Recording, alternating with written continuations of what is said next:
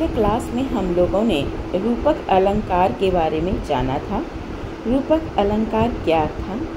जहाँ किसी वस्तु को दूसरी वस्तु का रूप दे दिया जाए उसे हम रूपक अलंकार कहते हैं। लेकिन आज जो हम पढ़ेंगे उत्प्रेक्षा अलंकार।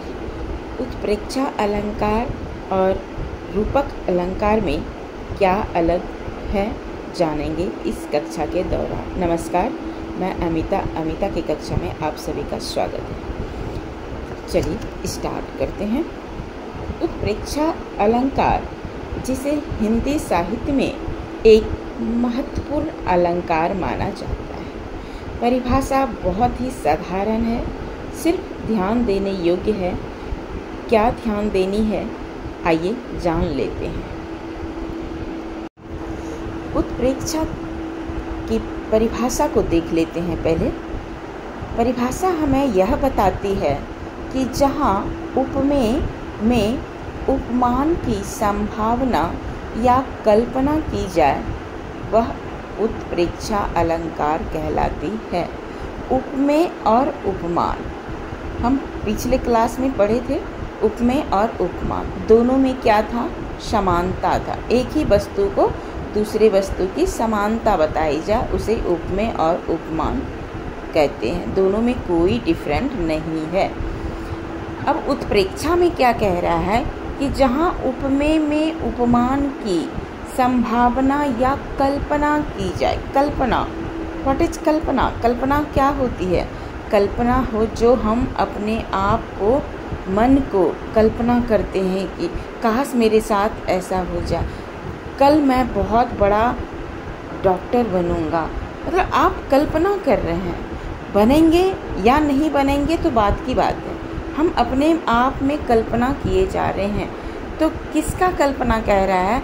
जहाँ उपमेय और उपमान की संभावना या कल्पना की जाए, यही है उत्प्रेक्षा अलंकार। अगर परिभाषा आपको मुश्किल लग रही है तो आप इसे ऐसे समझिए। किसी वस्तु समझ में आती है ना, टेबल, कुर्सी वगैरह वगैरह। या व्यक्ति क्या है? इंसान का नाम कुछ भी हो, उसकी तुलना, कंपेयर किसी अन्य वस्तु या व्यक्ति से की जाती है। अब यहाँ समझ में आ रही होगी, वस्तु और व्यक्ति की तुलना किसी अन्य मतलब दूसरे वस्तु और व्यक्ति से की जाती है। ठीक है। वहाँ रूपक में क्या हमने पढ़ा था कि रिया एक नारी है। रिया को कई नामों से पुकार सकते हैं, जानते हैं, लेकिन नारी तो वही है ना। एक ही स्त्री को हम कई रूप से जानते हैं, सिर्फ उसका रूप बदल रही है। राइट, इसे रूपक अलंकार कहते हैं। लेकिन यहाँ क्या कह रही है उत्प्रेक्षा में? किसी व्यक्ति और वस्तु को दूसरे वस्तु या व्यक्ति से तुलना की जाती है, कंपेयर की जाती है, उसे हम उत्प्रेक्षा अलंकार कहते हैं। आशा करती हूँ समझ में आ गई होगी। ये हालांकि बुक में नहीं है, मैं आपको ऐसे ही बता रही हूँ। अब कैसी तुलना? चलिए एक उदाहरण के द्वारा जानते हैं।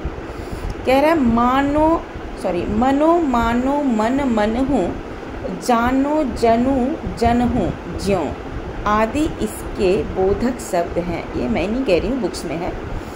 तो इसका ये क्या कह रहा है? जैसे अब तुलना कर रहा है। अब मानो, जैसे अब मान लेते हैं कि जैसे मनु को हम जनु भी पुकार सकते हैं। ए मनु और ये जनु।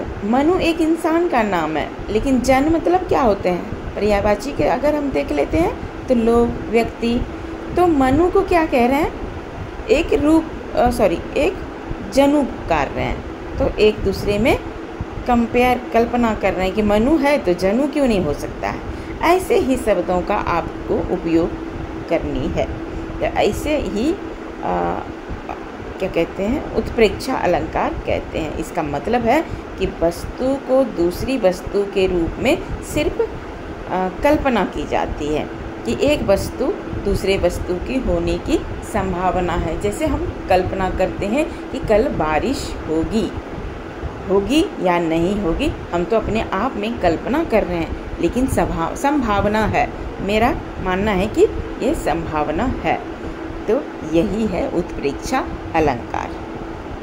चलिए एक एग्जाम्पल ले लेते हैं और समझने के लिए, डिटेल में जाने के लिए। जैसा कि मैंने पिछले क्लास में बताया था आपको कि हम एक ही साथ नहीं पढ़ेंगे सारे अलंकार को, नहीं तो बोझ बन जाएगी। धीरे धीरे एक एक अलंकार को जानेंगे और वीडियो भी लेंदी नहीं होगी और समझेंगे आसानी से। तो उदाहरण को देख लेते हैं। उदाहरण में कह रहा है, ले चला, ध्यान दीजिएगा, ले चला मैं तुझे कनक, पूर्ण विराम, ज्यों भिक्षुक लेकर स्वर्ण झनक। अब यहाँ पे कनक का अर्थ क्या होती है? क्या पहले में जहाँ पूर्ण विराम है, कह रहा ले चला। ले चला मतलब किसी को ले जाना। तो कौन ले जा रहा है? ज्यों भिक्षुक लेकर। भिक्षुक मतलब यहाँ होती है भिखारी। चाहे तो आप भिक्षुक बोलिए या तो भिखारी बोलिए, दोनों का मीनिंग सेम है, लेकिन हम भिक्षुक के बारे में कल्पना करते हैं कि एक भिखारी भी हो सकता है। यही उत्प्रेक्षा अलंकार है। क्लियर? ज्यों भिक्षुक लेकर। ठीक है। इस पंक्ति में क्या कह रहा है, पहले इसको समझिए। ये जो भी लिखा है किसी कवि के द्वारा लिखा गया है। कवि ने कनक को, एक कनक का अर्थ होता है सोना और एक कनक का अर्थ होता है धतूरा। धतूरा समझते हैं? नहीं समझते। शंकर भगवान का प्रिय फूल है, वाइट कलर की होती है, उसी में फल के रूप में कांटे वाले धतूरा होता है, राउंड राउंड शेप में। हालांकि इंसान के लिए विष है, वही जानवरों के लिए फ़ायदेमंद होता है, हम जानते हैं, आपने कई प्लांट में देखे होंगे। चलिए, इस पंक्ति का अर्थ में क्या कह रहा है, मैं तुझे सोने की तरह ले चला। आप सोना को कहीं कैरी करके ले जाते हैं तो कितने हिफाजत के साथ ले जाते हैं, ऐसे ले जाते हैं, डर लगा रहता है कि कहीं कोई छीन न ले। तो ये कह रहा, मैं तुझे सोने की तरह ले चला, जैसे कोई भिखारी सोने के सिक्के लेकर चल रहा हो।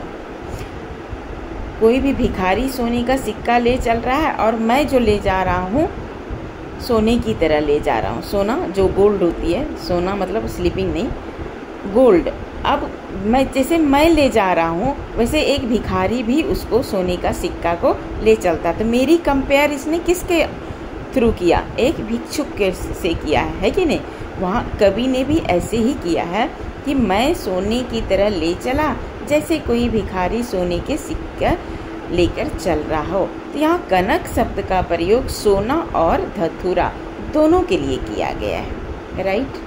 जहाँ एक सोना मूल्यवान है, वहीं एक कनक का मतलब होता है धतूरा। दोनों भी इस पंक्ति में एक भिक्षुक और एक भिखारी को दर्शाता है। तो सोने के सिक्के लेकर भिखारी जा रहा है और मैं क्या कर रहा हूँ? सोना लेके जा रहा हूँ। राइट? तो ऐसे ही कवि ने कनक को स्वर्ण के साथ जोड़कर एक सुंदर उपमा दी है। तो इस शब्द में सोना और धतूरा का कनक का अर्थ होता है यहाँ सोना। ठीक है। भिक्षुक लेकर स्वर्ण झनक। झनक क्या होता है? जब हम झनक होता है, जब हम ढेर सारे कॉइन को लेके जाते हैं ना, तो उसकी एक जानकार आवाज़ आती है। अब सिक्का अगर आप लैंड में गिरेगा ना, ज़मीन पे, तो आपको तुरंत आवाज़ आएगा कि मेरे पैसे गिर गए, है कि नहीं? क्योंकि आवाज़ आई ना, उससे एक झनकार आती है। तो वही कह रहा है, भिक्षुक लेकर स्वर्ण झनक। एक भिखारी सोने को सिक्का लेकर जा रहा है। तो कवि कह रहा है कि कनक सोने ले चला साथ मैं तुझे। कवि कह रहे हैं कि कनक सोने को इस तरह साथ लेकर चल रहा है, जैसे कोई भिखारी सोने के सिक्के लेकर चल रहा है। समझ में आ रही है? बहुत अच्छा एक उदाहरण दिया है उन्होंने। तो अब इसका मतलब है कि अर्थात इसको अगर हम सारांश में देखते हैं तो यह कह सकते हैं कि इस पूरी पंक्ति में कवि ने कनक सोने को भिक्षुक और स्वर्ण झनक के साथ जोड़कर एक सुंदर उपमा दी गई है। इसका अर्थ है कि कवि कनक सोने को बहुत कीमती समझता है और उसे बहुत संभाल कर भी ले जा रहा है, जैसे कोई भिखारी जो है सोने के सिक्के को संभाल कर ले जाता है। तो इंसान का कंपेयर इसने क्या कहा, किससे किया? एक भिक्षुक से, एक भिखारी से। और यहाँ एक इंसान और भिखारी से जो हमने कल्पना किया है वही है उत्प्रेक्षा अलंकार। आशा करती हूँ समझ में आ गई। अगर और डिटेल में जानना चाहते हैं और अच्छे से समझना चाहते हैं तो 2 ही है इसके उदाहरण किताबों में दिया है। आज मैं उसे भी बता ही देती हूँ ताकि आपको ये दोनों में से अगर कोई भी आए तो आप इसे प्रश्न में जब पूछे जाएंगे तो आप इसे अटेंड कर सकते, मतलब लिख सकेंगे। नेक्स्ट है, पाहुन ज्यों आए हों गांव में शहर के, मेघ आए वन ठन के सवर के। अब देखिए, पाहुन जो होती है गांव में, जो दामाद होते हैं ना, जैसे मतलब शादी अपनी लड़की का करते हैं, लड़की के जो हस्बैंड होते हैं वो दामाद बोलते हैं। लेकिन गांव कई लोगों का कल्चर है, जैसे यूपी में आपको सुनने को मिलेगा पाहुन बोलेंगे उसको दामाद की जगह पे, है ना। तो पाहुन कह रहा है एक गांव में और शहर में ज्यों आए। जैसे एक दामाद का आप देखेंगे पहली बार ससुराल हो या दूसरी बार ससुराल में जब आता है दामाद, तो उसकी इतनी खातिरदारी होती है, इतनी इज्जत होती है कि जैसे उनकी बेटियों की भी नहीं होती है। बहुत दामाद के लोग इज्जत करते हैं ना। तो वही एक उसको मेघ आए बंठन के सवर, जब आपको बादल गरजता हो, बारिश अभी हुई नहीं है, मेघ पूरा काला बादल घेर रखा हो, उस समय का आप मौसम देखिएगा, इतनी सुहावना लगती है ना। मुझे तो बहुत अच्छी लगती है। मैं तो बालकनी में जाके खड़ी होके वहीं देखते रहती हूँ, मुझे काफ़ी अच्छा लगता है। तो वो इसने यहाँ क्या किया है, दामाद को एक मेघ से कंपेयर किया है, तुलना किया है। यही ना, यहाँ बादलों के आने को और गांव में जो शहर से मेहमान का आना होता है उसका तुलना किया गया है। आइए इसके अर्थ के बारे में जान लेते हैं। इस पंक्ति का अर्थ यह है कि बादल जो शहर से आए गांव में मेहमान की तरह सज धज कर आए हैं। जब बादल गरजते हैं तो पूरा चारों तरफ मेघ, काले काले बादल घेर देते हैं, ठंडी ठंडी हवा चलती है, जैसे लगता है कि हम जयपुर में हवा महल के पास हैं। जब हवा महल, इस बार में हमने टूरिस्ट में गए थे हवा महल के यहाँ, हवा महल पे इतनी सुंदर, मैंने सोचा हवा महल यहाँ नाम क्यों रखा है, ऐसा कुछ तो था ही नहीं। लेकिन मैं जब वहाँ खड़ी हुई 10 मिनट के लिए, इतनी ठंडी ठंडी हवा चल रही थी, मानो राजस्थान में उत्तराखंड की तरह हवा चल रही थी। तो यहाँ वो कह रहा है कि मेहमान की तरह सज धज कर आए हैं। तो एक तरह से मेरा बादल जो है ना वो मेहमान है, सज धज कर आते हैं। यहाँ पाहुन का भी अर्थ जो है इसी तरह उसे कंपेयर किया है, एक दूसरे से तुलना किया है कि मेहमान होता है दामाद, यानी या दामाद जब बन ठन के आते हैं उनके घर सज धज कर, तो वही बन ठन के जब दामाद आते हैं सवर सज धज कर तैयार होकर, तो बहुत ही अच्छा लगता है। किसको? उन सास को कि मेरा दामाद आया है, अब इसकी खातिरदारी में जुट जाती हैं और इतनी खातिरदारी होती है ना कि पूछिए मत, है कि नहीं। तो आप लोग को भी पता चलता होगा। तो बहुत इसी तरह बहुत एक दूसरे को अब इसने दामाद को, पाहुन को एक अपने मेघ से बंठन कर जब आती है तो उससे एक तुलना की गई है। यही है हमारा उत्प्रेक्षा अलंकार। अब उपमा अलंकार में बादल की तुलना मेहमान से की गई है ना। तो यह पंक्ति में प्रकृति को जो है ना एक बहुत अच्छा सुंदर उदाहरण दिया है कि बादलों के आगमन को एक उत्सव के रूप में दर्शाती है। आई समझ में? तो इसका यह सारांश में हम यह कहेंगे कि जिसमें कवि ने बादलों के आने का मानवीकरण किया है कि कवि बादलों को गांव में सज धज कर आने वाले दामाद के रूप में इसको चित्रित किया है। जिस प्रकार गांव में दामाद के आने पर खुशी और उत्साह का माहौल होता है, ठीक उसी प्रकार बादलों के आने पर प्रकृति में खुशी और उत्साह का वातावरण छा जाता है। इस पंक्ति में बन ठन के सवर के शब्दों का प्रयोग बादलों के सौंदर्य और आगमन की तैयारी को दर्शाता है।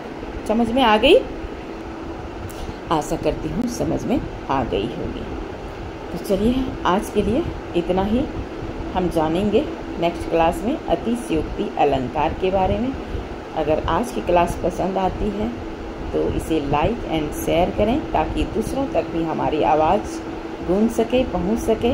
तो मिलते हैं अगली कक्षा में। तब तक के लिए take care and bye bye.